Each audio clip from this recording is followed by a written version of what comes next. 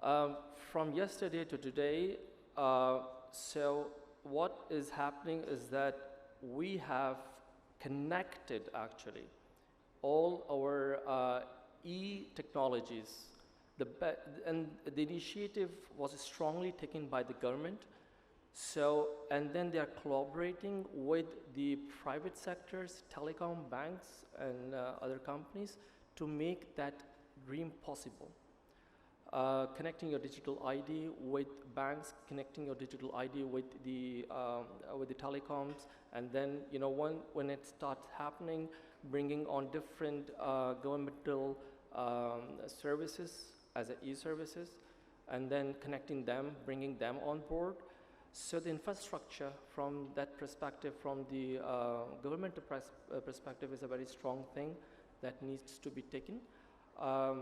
Then how I see is that to educate, collaborate, and then to advocate, that's my motto. So we are educating here.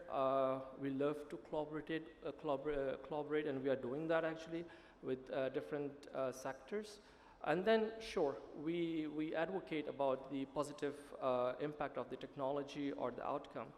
And that's the thing, actually. So the infrastructure is the most important thing that has to come from the government perspective. But what we have now, I believe there's so much can be done, what we have at the moment. I see so many SMEs coming up. We just witnessed by the numbers that how the incubation centers are helping the SMEs. And that's happening in Saudi Arabia as well. Now we have these tax exempt free zones for the tech. There are 4 more free zones coming up, are there, and there are more coming up. So the tax exemption and that kind of a fertile grounds that the investors are looking at. Another thing what I have seen is that Pakistan is, the people who have the, who can bring the change are leaving the country. So you have a drain there. When you adopt the new technology, you take the risk as a leader, and you adopt the technology, and you nurture this technology and your nation, so you don't then let them go, but then you export this experience and skills to other countries. And that's what we are seeing in India and rest of these upcoming nations. So, and this is what I really want to see here in Pakistan as well, that instead of people going out and working for other countries, they should work for their own country and export the knowledge, the experience, and bringing in the, the revenue, adding to the GPD. This is what I really want to see, and this is what we need to do actually. So in a nutshell, thank you to the Nutshell and Brother Asfar as well. So that's the branding thing. So in a nutshell, the thing is that we need to educate, we need to collaborate, and we need to advocate. And we are doing it through blockchain. We are doing it through, because the blockchain is like an internet, right? It's like a mobile phone. So a few days back, there was a cassette, actually. My daughter, 7 years old, she saw the cassette and she said, "What's that?" I said, "Well, we used to listen to the music on this cassette." And she's, "How? I mean, how? Like, how?" So, so that's the thing. The old technologies, or the people, the thing we were born in and brought up in, will be lost as we move forward, and we have to adopt it, right? And if you don't do that, the other nations and other people will do it. Anyways, they are doing it. So you have to adopt it to a level that you can be the master and can export these kind of things to the other countries who are willing to, to acquire and you can earn from it. So this is my perspective, and this is my 2 cents to this forum. Right. That please, if you need to approach us, and we are there to help you in this realm, in this journey. Yes. From the invoicing blockchain, there are so many things we are doing, but this is the prime thing that this is the legal block we are missing actually. in the financial sector in Pakistan and Right. even in Saudi. Right. Okay. Thank you so much, Dr. Rehan. Yeah. I think we really are grateful to you to use Pakistani talent and highlight that in the Middle East. And I think the point you make about trying to keep the talent here and giving them opportunities to export technology, I mean, that's a very, it's something that we all aspire to do, but for some reason or the other, we're not able to do it at the pace that we'd like. So thank you very much for all the comments from the panelists. I want to now try and get a few questions in. We have the unenviable task or position of being between you and your lunch, so I'm going to try and keep this as short as possible. Please avoid making long comments. If you have a question to ask, please feel free to ask that. If there's a little bit of a preamble, that's fine, but I'll leave it to your judgment to be thoughtful with how you frame your questions. I have one in the back over there from the lady. Is there someone who has some mics that can... Ushers? Okay. So we'll have the gentleman over here and then we'll have the lady over there. Please go ahead. Assalamu alaikum ji. We have heard the presentations and very nice comments and about the sector of IT. Please bring the mic a bit closer. About the sector growing and how, what's the way forward and how we can upgrade the skills and what need to be done. My question is, can this sector really grow without growing the traditional industry, manufacturing industry, or it has to grow together? Then we can get a better impact on that. Somebody would like to comment on this, I will appreciate. Sure, can I ask Ghazanfar Sahab to handle that? So his question essentially is, can the fintech and the sector grow without the traditional industry or the conventional industries like manufacturing, et cetera, growing? Can it grow on its own? So what are your views on that? Yes, the question the gentleman is asking is, we've talked about the sector, the fintech sector, and how this sector is a growing sector. His question is, can this sector grow by itself without there being a commensurate increase or growth in productivity in the conventional sectors, industry and manufacturing, et cetera? If I've correctly understood, I mean, it's about how conventional sector fares in terms of growth compared to the new digital financial services, I mean, that I talked about. Okay. If we just look at trends, by the way, I don't disagree with what Kabeer said on different strategies that different institutions pursue in terms of expanding their outreach, because there are certain realities of Pakistan which we have been talking about since this morning. Access to technology, again, itself is a big issue.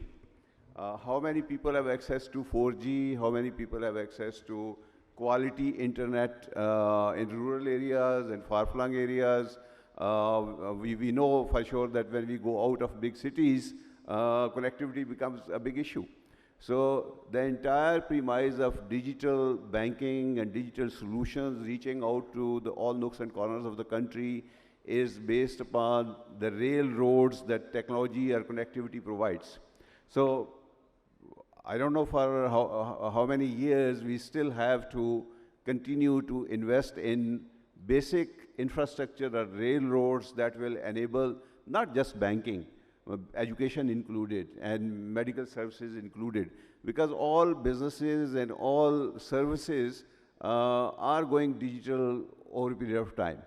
So as far as conventional players are concerned, they have their own role to play, and bank branches will not be operational branches maybe in future, but they still serve the purpose of engaging the communities where they're located. That's a role that I think for some time will remain relevant till we have a perfect world where connectivity becomes widespread and then most of the people are able to use it seamlessly. That's one. But if you look at numbers, as I said, 10 years ago when we embarked on this digital financial services journey, and Easypaisa started a little earlier, 3 or 4 years earlier, only 12% people out of 100 eligible persons had access to some kind of bank account. Right. Now this, on the savings side, this has reached to over 50% outreach, close to 60%. On the borrower side, again, if you look at conventional commercial banks, total loan customers, even as of today, there are less than 3.5 million customers.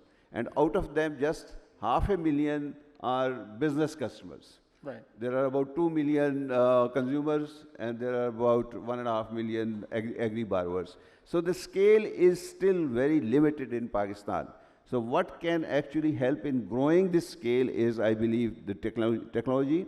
Right. And we just did a pilot of nano lending. It started with the assumption that it's not a commercial product. We will learn over a period of time how to fine tune it, and developed actually more products for other segments. And this just one product of nano loans now serves about 6 million customers. The number oscillates between 3.5 million and 6 million. This is the total number of borrowers that the entire banking industry serves. Right, right, of course. So the numbers are really telling us that there is a huge unmet demand in the market. Indeed. That no single provider actually can. Of course. All of us need to work in our own space to do that. Of course, of course. So I think Kabeer wants to come in. I'm going to challenge Kabeer, yourself, and anybody else wants to come in to try and keep it as tight as possible. Just a quick one. Go for it. I have a quick response to that from my side. So the fintech industry, for instance, or banking, financial services, we are enablers. So if I may phrase the question, you see, will we have a positive impact by our growth towards conventional sectors like manufacturing? Absolutely, yes. So as we grow and we service the other sectors, they're bound to grow. Excellent. Thank you so much. There's a lady over there, and then I have one more question here, and I think we're going to close. Okay, so I'm being told to close. So just the lady over there then, because she's been waiting. Sorry, sir. I'm going to have to do the next session. Go ahead. The lady. Can someone get her a mic? Go ahead.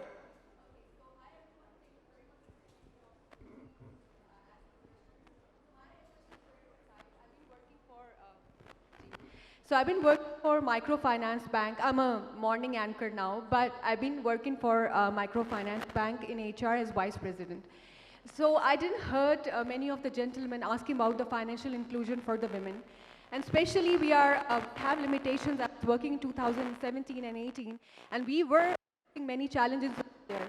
So if anybody can share, I know of the other banks for financial inclusion for women, but sure, like if it's work, data doesn't show that it's that effective. So anybody can shed light. Thank you very much. Yeah, so I'm going to give this to Farhan. Financial inclusion for women, why isn't it working? Or if it is working, please tell us how it's working.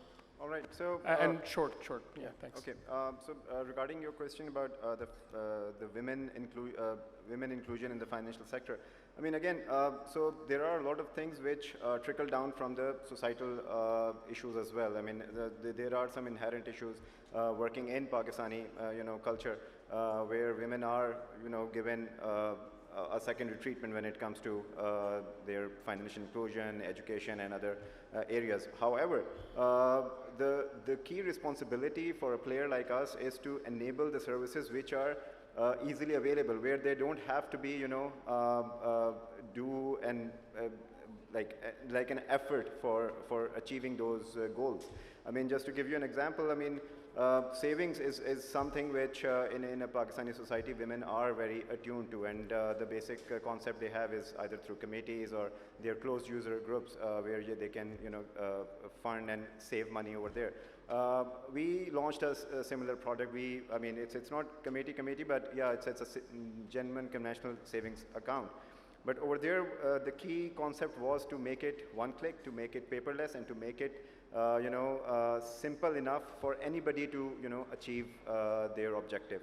Right. The idea is not to go about and find women-oriented services. It's the idea. I mean, the services are there. The idea is to make them inclusive enough, to make them easy enough for them to explore them without the need for a male for them to take it there.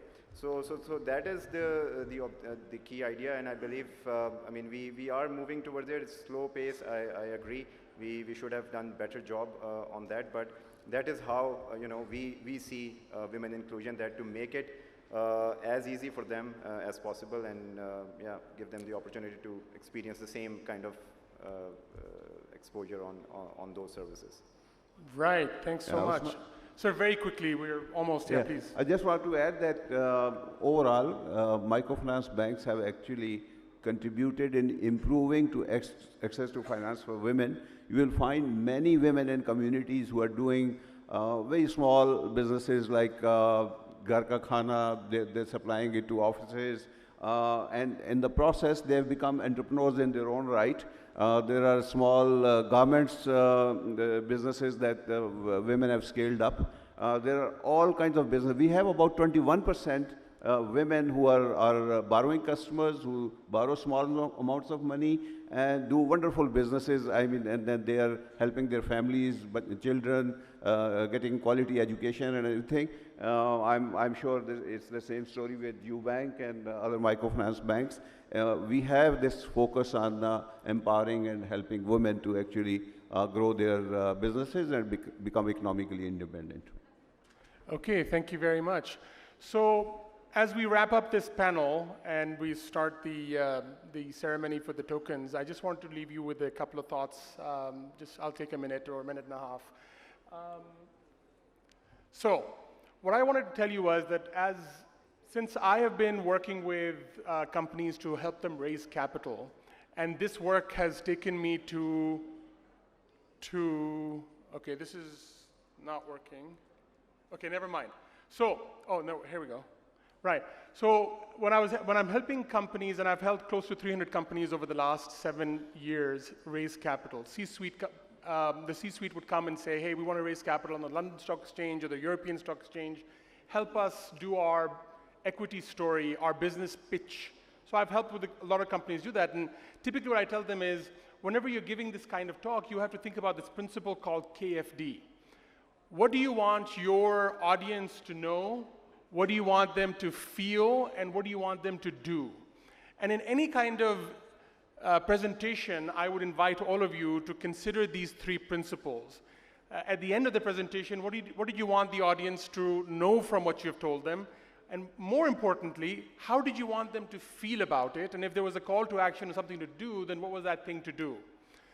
And the second thing, if I can get to it, is that there should always be a monkey on your shoulder. Imagine a monkey on your shoulder who says, "Hey, Quindi, so what?"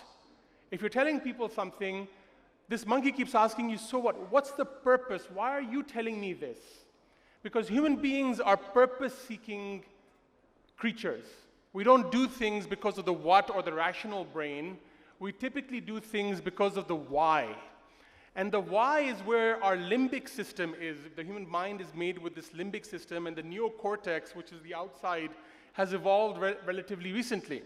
So the limbic system is where the why is, and people typically tend to do things, and the rational brain comes in later. So the reason I tell you this KFD and the limbic system is because I want you to impress upon you this very simple fact that as a nation, as a country, as Pakistanis, we need to think about growing the pie. Very often people in business and outside of business, all stakeholders think about, I want to own my grape. Think of a single grape. I want to own this grape and I want this grape to be mine. Instead of thinking about owning a slice of watermelon, right? A slice of watermelon is obviously much bigger than a single grape. But our mentality, unfortunately, at times is, I want my grape.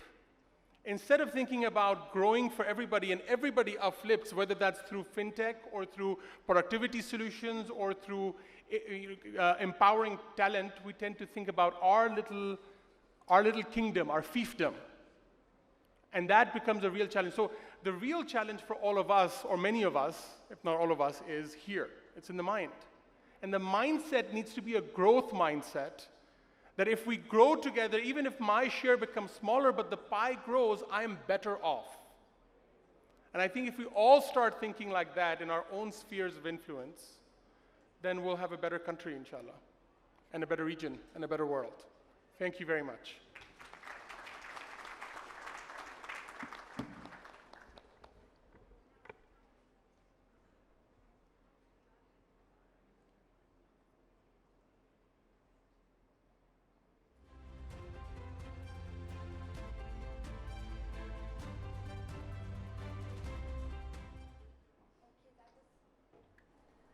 That was fantastic.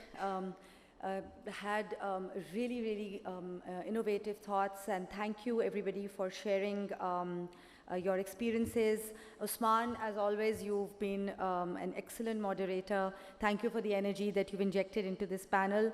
But I know that everybody now must be feeling the need to eat something. So we are going to break off for lunch after the souvenir presentation. But my request is to please be back at 2:10 p.m. It is 1:40 p.m. right now on my watch.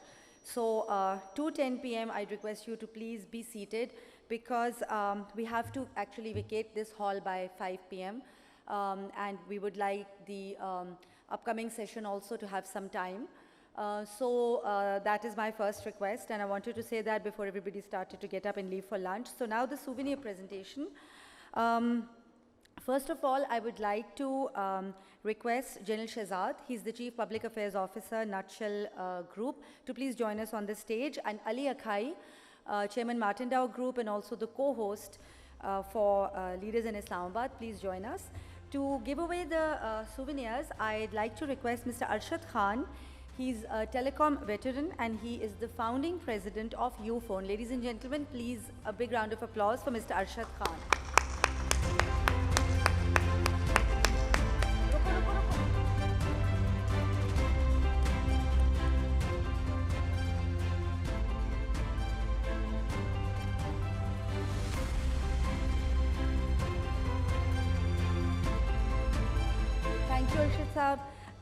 Request to please present souvenirs to 3 panelists.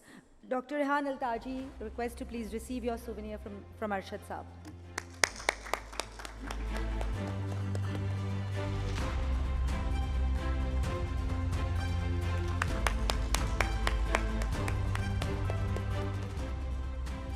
Next, Kabeer Naqvi, if you could please receive a token of our appreciation.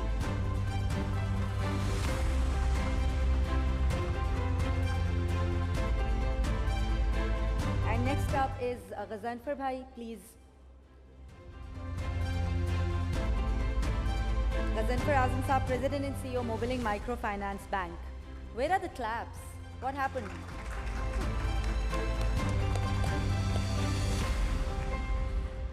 Thank you very much, Arshad Saab. Please stay on the stage. We'll have a group photo after the souvenir presentation. Jimmy, the blockchain guru, who also, as it turns out, is a great motivational speaker. You had all of us in tears.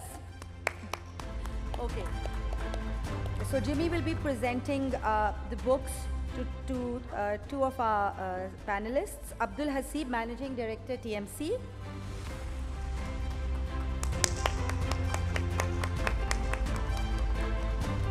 And Mr. Farhan Hassan, Head of Easypaisa Wallet Business.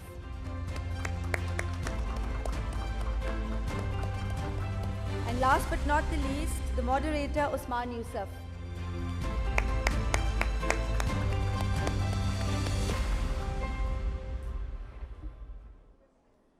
Great. All the speakers, please join for the group photo. Asfar, please join us for the group photo. Sir Sohail Aman, please, group photo. And Rabia Ahmed, group photo.